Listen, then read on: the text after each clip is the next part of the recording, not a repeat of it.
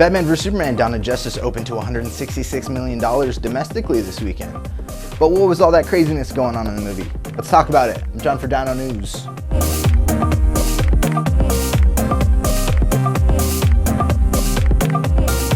Spoiler warning, if you've not seen this movie yet, go watch it and then come back and check this video out.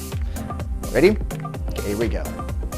I'll start by stating I liked this movie, but I did not love it.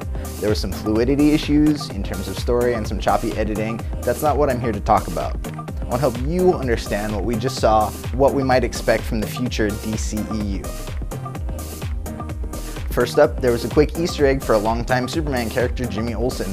While undercover, Lois Lane and her cameraman get caught and he's ousted as a CIA agent and promptly executed. Although his name is never spoken, director Zack Snyder said, "We did it as this little side because we were tracking where we thought the movie was gonna go, but we didn't have room for Jimmy Olsen in our big pantheon of characters. But we can have fun with him, right?" End quote. Next is Rush Mercenary, played by Callan Mulvey, who is sprinkled throughout the movie, who ends up holding Ma Kent hostage during the climax of the film. Well, it turns out that's Batman villain KG Beast, a supervillain whose background is tied to the KGB. He's also known to be able to go toe-to-toe against Batman, and one time even chopped off his own hand to spare capture from the Bats. There's a very quick cameo from Man-Bat, who has been retconned for the movies as a hallucination of Bruce Wayne instead of a scientist whose experiments go wrong. The Batman Nightmare sequence teases Darkseid, who's basically DC's version of Thanos, even though Darkseid premiered in the comics first. Darkseid marks the corruptible with his Omega symbol, seen stamped into the landscape, and leads an army of flying parademons. As Bruce Wayne wakes from his nightmare, he is met with a vision of sorts of someone trying to tell him that he was right and that Lois is the key. This may not make sense to many, but this is actually Ezra Miller playing the movie version of Barry Allen's The Flash. For a good reference on good Flash storylines, check out Flashpoint Paradox and Crisis on Infinite Earths. This leads us to the main event, the reveal of 3 more Justice League members. First, there was an Aquaman cameo played by Jason Momoa. We see a group of divers swimming closer and closer to a wrecked ship underwater, when Aquaman swims out and faces them, trident in hand, and then sonic booms away.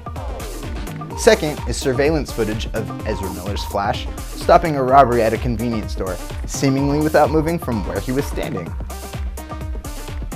The third being the creation of Cyborg. Dr. Silas Stone is running some experiments on the remains of his son Victor, with some mother boxes present. They do some weird crap and formed a Vic's remains, creating the beginning of the Cyborg character. The last thing I want to touch on is the finale, the death of Superman. Not the fight, but the funeral specifically. If you don't read comics, I recommend reading The Dark Knight Returns. Every movie version of Batman has taken elements from this story, but Batman v Superman takes a lot more from it. I have no problem spoiling this movie, but I really don't want to spoil a comic if you haven't read it. But they do have very similar endings, although I think the comic kind of makes a little bit more sense to me. Bonus round, DC released a deleted scene already.